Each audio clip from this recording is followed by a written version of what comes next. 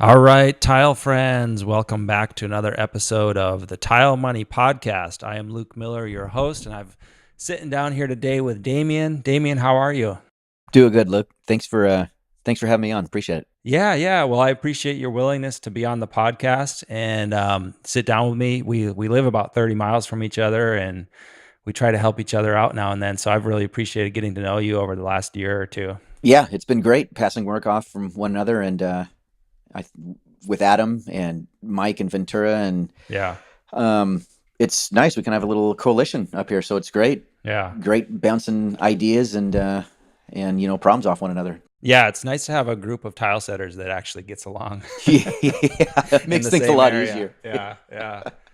And so, friends, we're going to talk about Damian's business and his hobbies a little bit and what he's doing over here in Arroyo Grande. But, I wanted to let you know that Tile Money is brought to you by the National Tile Contractors Association and is sponsored by Laticrete International. So, Damian, what kind of stuff do you like to get into after work? What are your hobbies? Well, if it's I like to surf.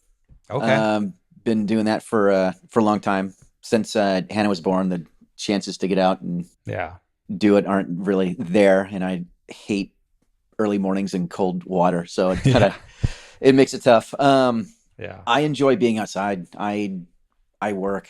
That's kind of my thing. Yeah. If I'm on vacation or away from what I'm doing, I go kind of stir crazy after about day 3. So if I'm not doing something, it kind of gets to me. I have to be medicated to be in Hawaii. It's kind of a Yeah. sad thing to say, but yeah, it's You get antsy it's to true. get back on the tools and I think I inherited it from my mom. I got to make sure that as soon as I get on the plane, I think everything's falling apart. oh yeah. It's the company's going down. I'm losing everything. It's just it's it's bad. But I think the last 2 years it's gotten better. I can actually go, and we've been extending our times on vacation to where I'm not really ready to commit Harry Carey by the end of it. So That's cool. it's not bad. Well, I appreciate what you're saying because it is a real issue, especially I think in our trade with guys being able to get away, like break away from the Oh work yeah, or even wanting to.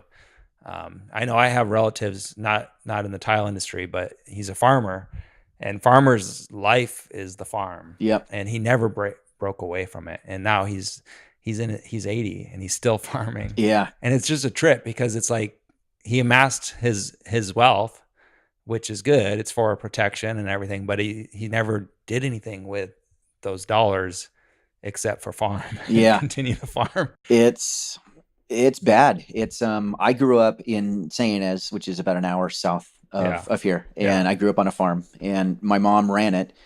And so whenever we would go anywhere, she would get panic attacks within like yeah. maybe an hour and have to Okay, get back because there's just what if a pipe broke? What if a horse broke its leg? What if yeah. what if the horses got out? What if someone ran over a dog? Anything that could have happened. Yeah. And I think growing up with that kind of stuff, and now in my own company, I kind of see it, and it makes sense. Like, okay, if I leave and get on a plane and go someplace, what's going to happen? What if someone needs to get a hold of me? What if, God forbid, I have a shower that starts leaking? Yeah. I have a situation where someone needs my input on what kind of tile and design we're going to do, and they need an immediate answer. Otherwise, they're going to go find someone else to take care of it, and then I, lose a job. So Yeah. all those things kind of, I think they So just float around your so head. what helps? Um, What have you done to I think you just kind of let it do its thing. You gotta give time to the family. You have to, Yeah. otherwise they won't be around, and then Yeah. it's just gonna be you and work, and then it's not. That's not much fun. No, That's no, not it much doesn't fun at sound like all. fun at all. So you really got to take time. And now, since my daughter's 4, I find that being there is more important than what I think what my mind manifests whenever I leave of what could potentially go wrong. Yeah. So I kind of just make sure my ducks are in a row before I leave, make sure everything's well to do. Trying to schedule thing like good breaks to go on vacation Yeah. sounds well and good, but it never works out on paper because No. you're always right in the middle of something, Yeah. or you're supposed to start something, you're supposed to finish something, and it never gets to the way it's supposed to be. Yeah. Um, you kind of just have to roll with it Yeah. and give them the time. So basically just meditate on how valuable that time is, and think about, the limited time that we really do have Yeah. with ourselves, but much less with our family, Oh you yeah. know. So Yeah. that's good advice, I think. I appreciate that. And like, we're both going down next week to Anaheim Yeah. for the Schluter training, and I want to cancel that so bad because everything's hitting at once. I have a job that now the GC is like, I'm turning the keys over on on the first. Yeah. And all I can do is say, it's not my problem. Like, I have this thing scheduled. If you can get those countertops in, I don't mind working a Saturday to get it done. I'm a team player, Yeah. because I'll take a week off to make up for it. You know what I mean? And everybody's happy, but I'm not going to stick around and like ruin my schedule. Yeah.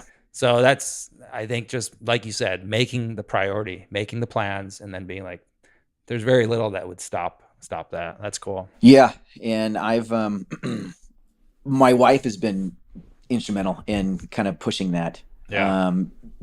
Making time, and then there is no good time, so you just have to make it work. Yeah. And whatever kind of happens with things, and people, for the most part, if they're human, will understand. Most of them have families, and they understand that time away from them it's not good, and especially when you have young kids. It's best to kind of at least be around when you say that you're supposed to be around. So that's another solid point. And something that helped me was realizing that once I respected my schedule and just communicated that to my customers, like, well, I'm sorry, but I made these plans 3 months ago and they're solid.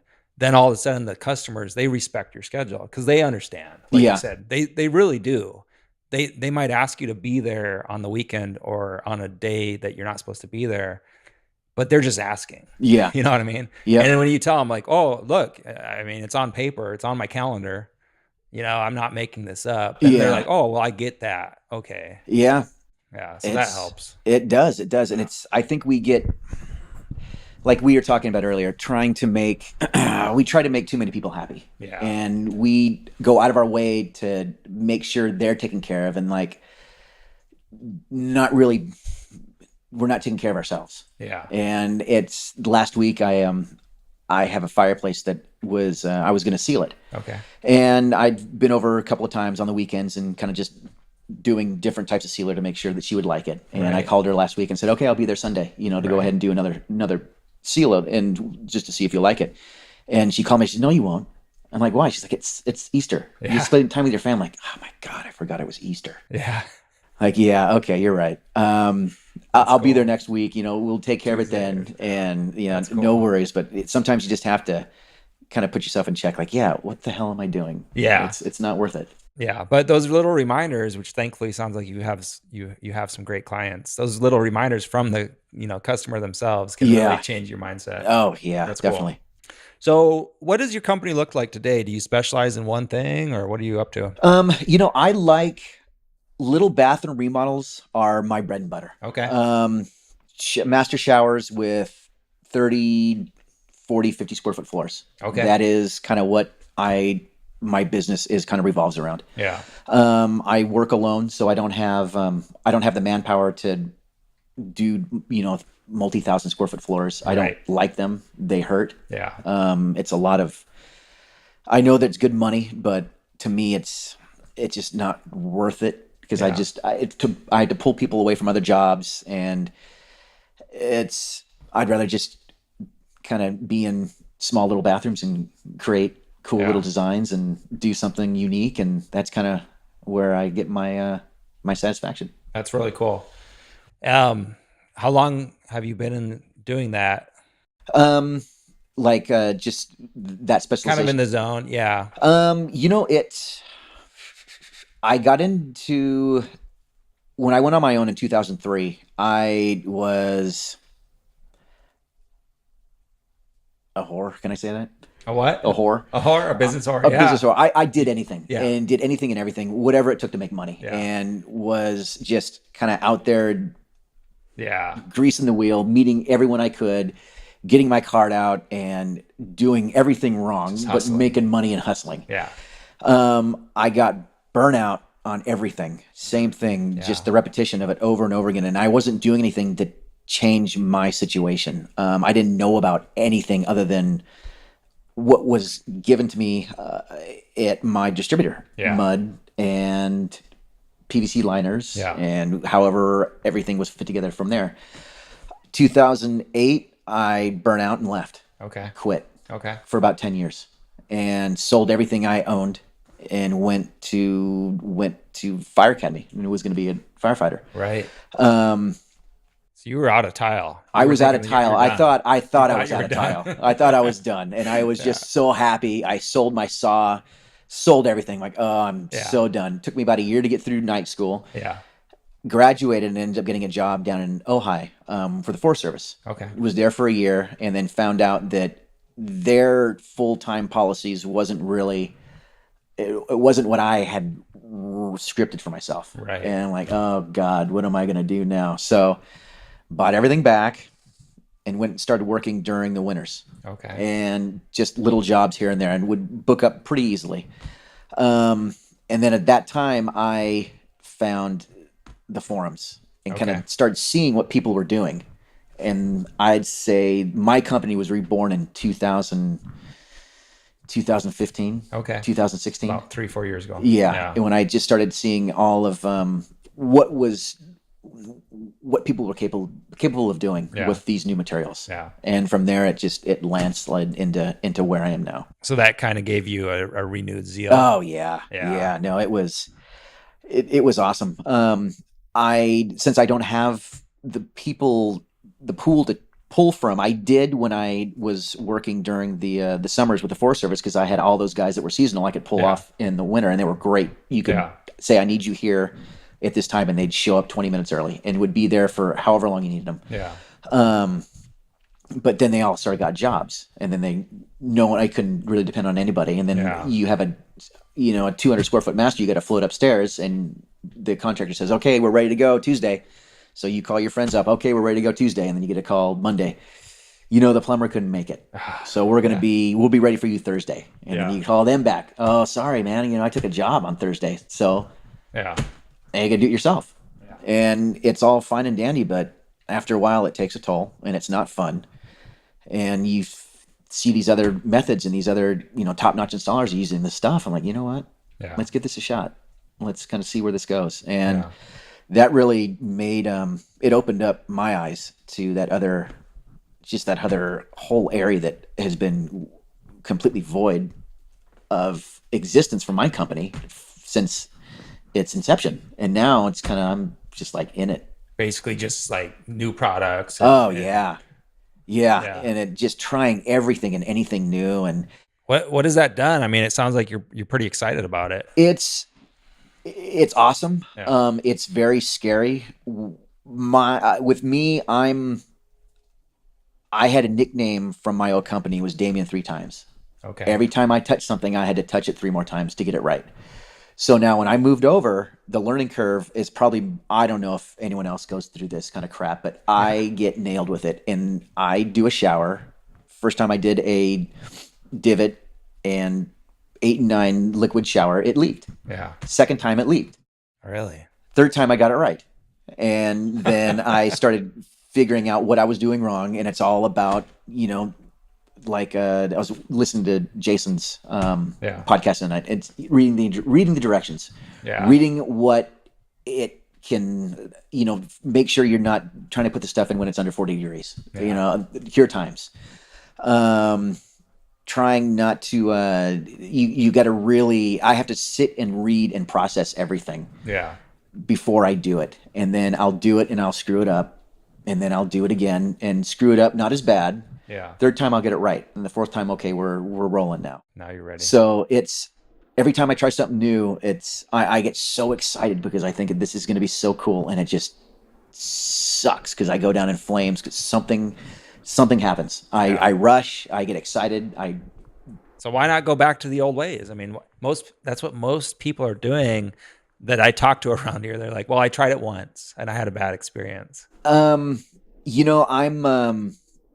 I can't.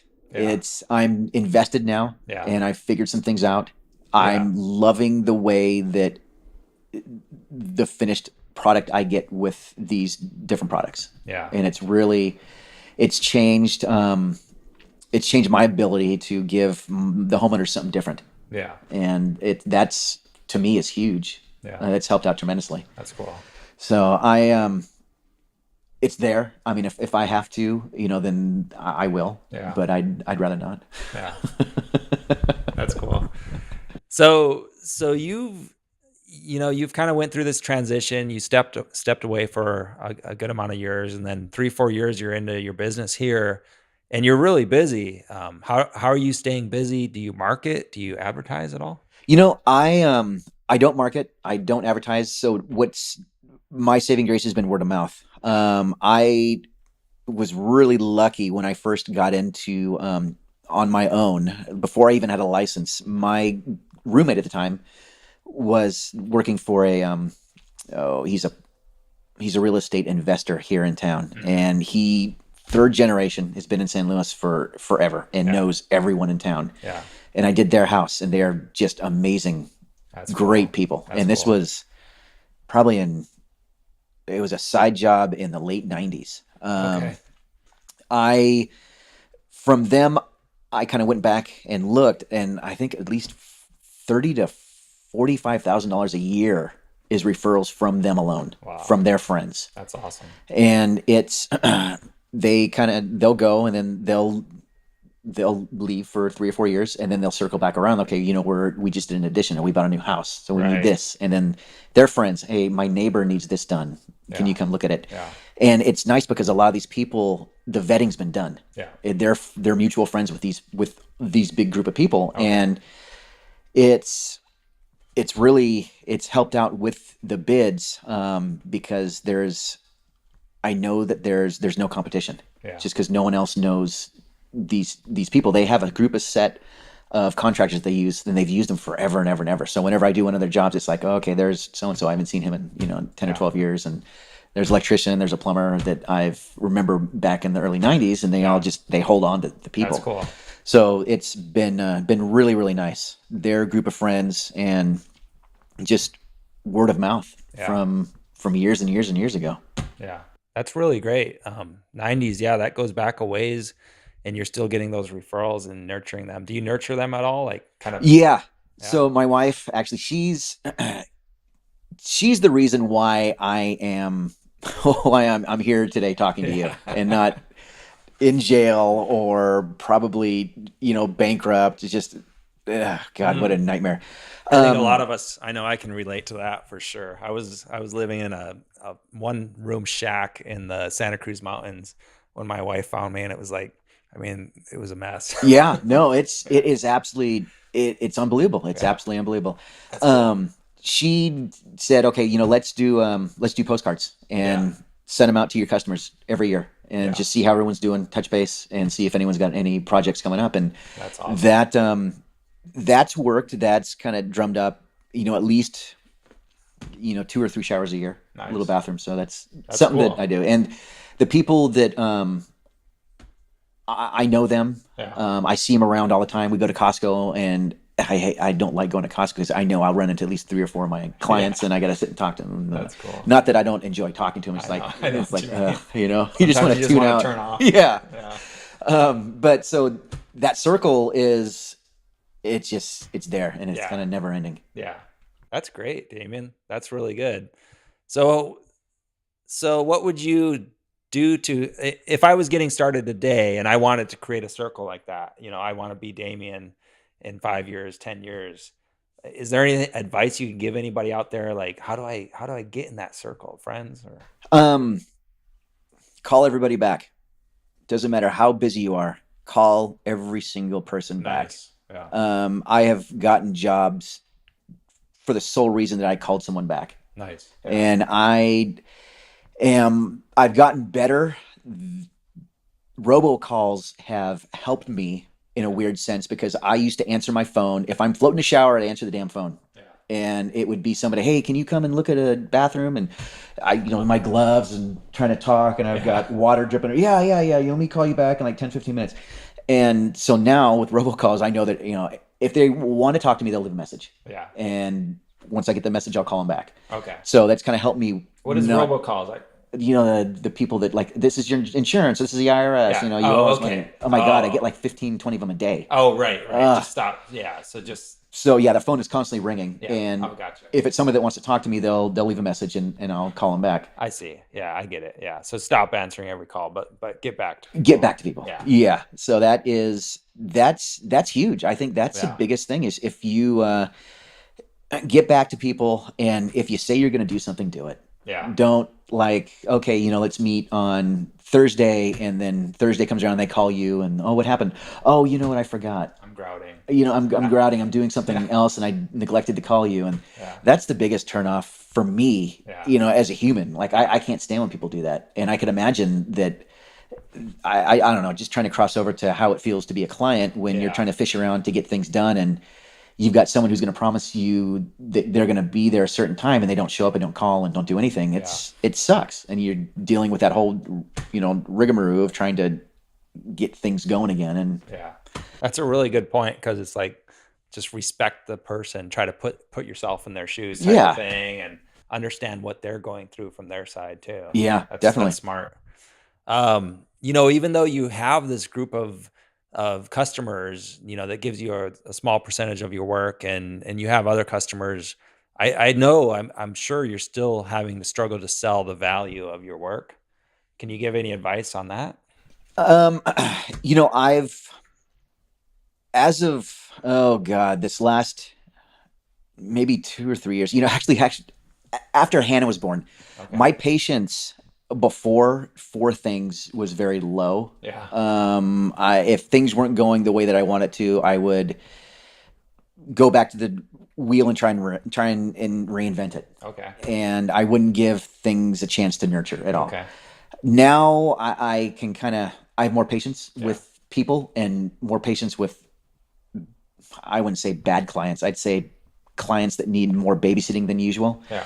Um, so it's helped out. I think knowing your product, sell it to people. Yeah. And if you believe in it, they're going to see it convey in your face when you talk about it. You're passionate about it. They're going to Yeah. buy into it. Yeah.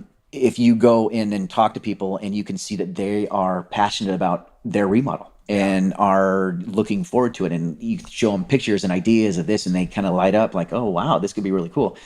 Then for me, that's when I know I can really just lay into it and start selling, like, oh, let's do this, and we could do that, and you could have this, and how about that? And like, husband's like shaking no, and wife is just like going, yes, please, That's awesome. everything you've got. That's real though. So, and it's great. And then you can tell, on the other hand, when you go into a job where you try and sell the value and the people just don't care, there's nothing, poker face. And like, okay, So what do you do? Just cut your time you as short kind of as just, possible. yeah, it's okay, nice to meet you. And Yeah. I'll give you a bid, next week. Yeah. And we'll just see what it goes from there. But I don't want to waste my time trying to sell a product that I really enjoy to someone who can't understand Yeah. that process, right? Yeah. And it's not even the fact of being ignorant of not really understanding, because no one really does, Yeah. unless they've watched YouTube or have been in the forums or have been through a remodel before. They kind of understand how the process goes, but just looking at their phone or so stuff like that. A lot of, I think in the past, like I know I've sold myself short or sold my work short because, I thought, well, I only get a call a week or sometimes a call every other week. So how do you stop yourself from taking that job that's not right for you? Oh boy. I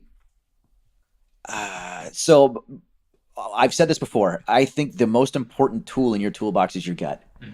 and you've got to listen to it. You have to, and it has gotten me into some serious trouble. I've left thousands and thousands of dollars on the table walking away from jobs where I would get portions of it done, and if things weren't going the way that I wanted it to do, and the homeowner was kind of very things just got weird. I Yeah. would finish what I could Yeah. and just say, I'm sorry, but this isn't going to work out. Yeah. And it would be to the point where, we'd have two showers, a fireplace, and then a master was something that would be looming in the future. So it wasn't on contract. Right. We do these first and see how it goes, and then we'll get the master later. Yeah. So I would do what the contract, what we had signed, Yeah. the bathrooms, the fireplace, and then leave. So I wasn't obligated to do So anything. Yeah. And it's happened twice. Yeah. And I knew as soon as I got home, like, oh wow, this is not going to be good. And it's one of those things where you get kind of tied into the money. Like the money's good, it could be really easy. I know. But that easy money could be the hardest money you ever make, and you could be tied into something and married to a project and to a weird, awful group of people for a very long time. Wow. So it's just not worth it. I hear what you're saying and agree 100%. The only one star review I have on Yelp is because I did not listen to my gut. Yeah. And I was greedy and I thought it was easy money. And I knew she was going to be a nut job, and she was a nut job. Yep. Isn't it? It's so funny. That's that intuition that we all have, and you kind of just, we need to listen to it, and sometimes you don't, because the money's there. The money it's powerful. It's very, that obligation to make yourself as much money as you possibly can without kind of listening to the internal factors. It could be devastating. Yeah. So yeah, that's solid advice. Do you do any reading? Are you a business book guy or? I don't, not business per se, but I do. When I was working for the Forest Service, we'd have a lot of downtime. Yeah. So we would read, and I read a lot of books on. I was really, really into the like going back what Jason was saying. I love human spirit books. Yeah. Those are so cool. You kind of ones that you don't really know what you have until you're kind of put up against something to figure out what's inside. Yeah. And those are really, really cool. Lone Survivor. Okay.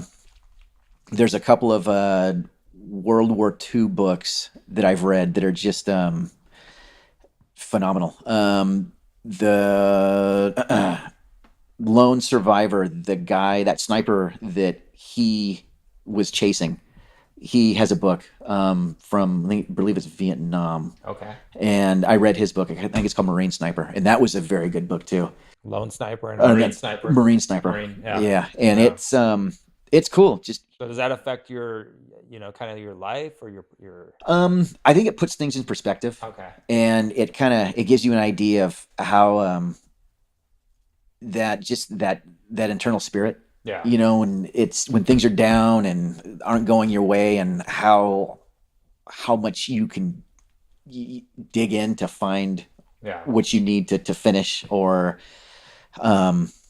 to get through a race, get through a hike, get through a bike ride, get through a job, get through anything. And I think we only utilize, I don't know, some really small percentage of what or of our total energy output, mental capability. So that blows me away. Yeah, I understand. I agree. And I think sometimes, like they say, you never know how fast you can run until you push yourself. I mean, I like the first person to break a mile, in running, how fast he did it, or the first person to hold their breath for 5 minutes, or whatever it is, the record. Like they had to break through. They really had to push themselves. And I think in business, that applies, because we don't know how much value we can sell. Yeah. How much money we can make unless we push ourselves. Yeah, no, that's very, very true. One of the, it's a movie, and it's on the name. I can't remember the name, but it's about he played for the New Orleans Saints, and he was, let's see, in his late 20s, diagnosed with MLS. Oh wow! And it's insane. I mean, that type of, I watched it probably 2 years ago, and it's one of those movies, it's a documentary that will stick with you for the rest of your life. Is it on Netflix or something, Yeah. or is it? Oh Yeah. yeah, and it is. We'll figure the name out here, and Yeah, friends, I'll let you know. Yeah, it's sounds good. it's really really good. It's very dark. It's very sad, but just Oh the yeah, persevering human spirit is. yeah, Oh yeah. my God, it's Wow, insane. wow. What Damian? I don't think I introduced your company name, Sun Country Customs. Sun Country Customs. Yeah. Where can people find you and follow you? I'm on Facebook. I have Sun Country Customs has a Facebook page. I'm also on Instagram with Sun Country Customs. Okay, So I just new to Instagram, kind of just figured out how to upload pictures and work yeah, that whole thing yeah. out probably this last year. So That's cool. there's more detailed things in my Facebook page, but my Instagram page is kind of it's getting there. I just need to upload some more things and kind of figure out all the nooks and crannies of that. Yeah, yeah, yeah. It's a good platform. Yeah, you're posting. I see you posting quite a bit up there. It's been, yeah, Growing. Yeah, the last couple have been they've been cool. So it's nice to kind of give a little bit of a different variety, yeah, and it's nice to be able to do something other than 12 by 12 and 12 by 24. So it's a nice change. yeah, yeah. You get some pretty wild work. It's been That's yeah, it's been cool. fun. Yeah, yeah. Sometimes I'm envious, but I know what goes into some of that tile work, and I'm like, well, it's It, good. It's good. Damien's doing it. it's a lesson in patience and Yeah, all things that revolve around that. Yeah, it's very very my work, the way I get to the finished product is very I can guarantee it's not like anyone else. yeah. Um it's yeah, it's very very different. Right on. Well, I think that's what's so unique though about the tile trade is we always think it's apples to apples, but it's not. No. We're selling ourselves in the way we do things, and our customers choose us because of that. I mean, they should be the right customer that we want. You know, the wrong customer just wants tile. They just want a hard wearable surface, Yeah. and they think it's a commodity. The right customer for us artisans, is someone who really wants something unique Yeah. and digs it and is into it. And you know what, and that helps fuel I think I'd say Yeah. 99.9% of our fires because we love that. Yeah. That is so cool. It's something different and it kind of gives you a platform to showcase your skill and you're Yeah. getting paid for it. Yeah. And if you do it right, you're getting paid well for it. Yeah. And then they got friends that have money. That's cool. So that's kind of that circle just starts again. So Yeah. it's nice and it changes it kind of keeps it changes things up. You're not stuck in a rut doing the same thing and everything is different. And I was talking to a friend of mine and I go back and forth on where I am and where I want to be and where I came from. And, it's everything used to be so easy. Yeah. Everything was so easy when it was just mud and liners. That's all, because there was no other. Did this work with that? Does that work with that? Okay, cure time. That works with that, but that won't work with this. The sealant, will that work with that? And all these different bits and pieces you're putting together. And Yeah. it's like the more you know, the more expensive it becomes to run your business Yeah. and the harder it gets. You're kind of waiting for, you could do it 20, 30 years and, will ever get to the point where I can just walk into a job and like, oh, this is easy. I can do it blindfolded. Yeah. And I'm sure people can get to that point and it's easy. Then I don't know if, for me, it seems like you lose your steam. Yeah. If you don't Yeah. have that outlet to create something cool, especially to create something that that not many people can do or has done before. Yeah. And I think when things start getting easy, you need to make it hard. Yeah. You've got to go back to school, learn some things, go take classes, figure everything out. Go take as many classes as possible, even Yeah. even if you don't even want to use them. Yeah. Understand them Yeah. and give yourself a chance. Put yourself in a situation where you can use them. Yeah. And what's great about these classes is, each one will give you the same rigmarole. Ours is better. This is the best. This is the best. But they all underlying, they want to make sure that there's no failures. Yeah. And it's all waterproofing. It's all figuring how things work. Yeah. And that's just, Tile 101, and it takes Yeah. you back to where everyone should start out, and it gives you the basics of everything. Have you taken any of the online classes or strictly hands-on or No, I haven't. I need yeah, classes where I can watch and where I can be do in person? be yeah Yeah. and absorb everything, and I can read and Yeah. I can see what's going on.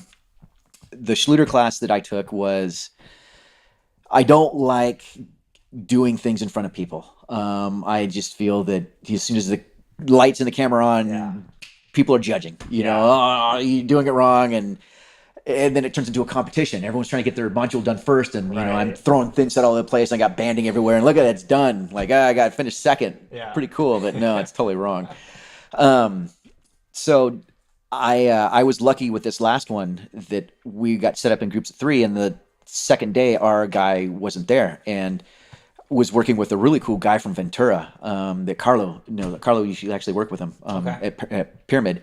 And Nice. he's Yeah. one of their supervisors. And he's Yeah. like, here, I'm going to do what you do it, and I'll be your helper. I'm like, Yeah. oh That's cool. God. Okay. Oh, So it not what you want. forced me to do it. And it was great. I learned a lot, and the hands-on was fantastic. Got to, figure some things out, and some tricks that I had never even thought of doing before, and I had been, That's using cool. banding for quite a while. Yeah. So I came away, with some, extra tools in the toolbox, and Nuggets. it helped. Well, we're going in a couple weeks here to Anaheim for Yeah, class two, and we're gonna take it. We're gonna take it all. yeah. No, I heard it's like 80% hands-on on this that's class too. So I'm looking forward to it. It's going to be cool. we're gonna be number one for sure. See, then we start the competition, and it's just horrible. I'm just playing. Uh, I'm just playing. Well, Damian, it's been a pleasure. Thank you for taking some time out of your day to do this interview. I know that my audience is going to benefit from this, interview because so many of us are single installers or small companies. So I really appreciate the encouragement. Yeah, no problem. I'm hoping that someone can, get something beneficial out of it, and then, it makes it all worthwhile. Right on. I know they will. Cool. All right, Tile friends, we've got another edition of the Tile Money Tips with Ron Nash. Tile Money Tips is, of course, sponsored by Lady Crete International. And today we're getting into some fun stuff. Ron's been teasing you with what he calls defense against the dark arts. So today we're going to jump into that. And basically what it is, it's tactics and then reverse tactics, tactics, counter tactics. Ron, how are you today? Welcome back to the U.S. Doing really good. Doing really good. I'm glad we got all Good. those episodes in the can, so to speak, so that I could go on vacation and Right on. get back on schedule. Japan was awesome. If you guys have followed me on Facebook, you've seen my pictures. But I love the architecture of Japan. It's really fun for me. So I had a great time. Very cool. Good deal. Well, we're glad to have you back. We've been enjoying the episodes. I've heard from several people that are listening to them over and over. So thank you for what you're doing for us, Ron. What do we got today? All right. So today we're going to start defense against the dark arts. And this is some black hat tactics and some white hat tactics. So All right. the way I look at it is you're really not in business until you've had somebody try to get over on you or use a tactic on you just to get you to lower your price or mess with you. And I think it's fun to think of it as a game. And first, I got to go back to one of our previous podcasts where we just said, the mental flexibility that you're going to need in business is really important. So I would strongly encourage people to not become emotional just right out of the gate. Just understand that sometimes a laugh or sometimes a smile can break the ice and take the emotion out of a situation. My goal is not to teach you the dark arts, but to teach you the defense of the dark arts. Right. Okay, so it's a big thing. I'm not trying to teach you guys how to get over on people that right out of the gate. But I do want you to recognize when someone is using a tactic on you and maybe give you some ideas on how to counter. Okay. Yeah. Well, I appreciate you saying that. It makes sense to me. Yeah. Cool. Unless you're buying a car from a used car lot, then the gloves are off. Go to town. That's a great place to practice. Okay. Ready? Here we go.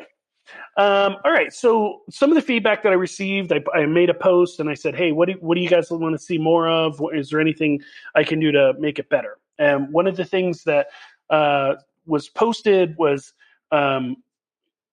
how to handle claims, that's a different thing. I think we should do a whole separate episode on that, which I would want to do. Right. But in this particular case, another bit of feedback was, hey, I deal with general contractors. And, how do I deal with general contractors? Okay, so I'm going to use a lot of these examples specifically as if I was the old general contractor that worked for Leighton Construction 16 years ago. Okay. All right. And I know a lot of people don't work with general contractors. They may be more work with homeowners or maybe a retailer or whatever. That's okay. You'll see how this works. Okay. So tactic number one that a lot of people use is give me your best and final offer. It's a time crunch tactic. And earlier we talked about the importance of time and giving yourself space and time to deal. And that I also mentioned, I think I did. I mentioned that if you are in a time crunch, oftentimes you will make a mistake. So giving yourself room and time to negotiate is a very big thing. Well, this black hat tactic, is used a lot of times to get people to make a split decision or a really fast decision, knowing that the math usually plays out that the person that uses this tactic does better. Mm-hmm. Okay, so you'll hear it sound like this. A buyer will say, you know what, I haven't got time to negotiate. I want you to give me just your best and final offer. All right, and I'm sure that you've heard that before. A lot of times general contractors will act like they're harried. They're just so busy. Hey, look, I don't deal with the tile contractor. It's not that big of a deal. Just give me your last and final offer. Yeah. Now, I will tell you in the Northeast, it sounds like this. Give me your last and final offer. Yeah, I don't care. I don't got time. I don't got time for this. All right, well, that's fine. Whenever that happens, I want you to, first of all, understand that there will be more negotiations that follow. This is generally, I wouldn't call it a lie, but a lot of times it's a total lie. I would think that if they say, give me your best and final offer, you're very close. If not, you already have the job. You already met their number. They're just trying to squeeze. Is that true? A lot of times this is an add-on tactic. Okay. Like, you're through the first round or second round of cuts, and maybe it's you and another contractor, and they're just trying to wring out that last bit, a little bit from you.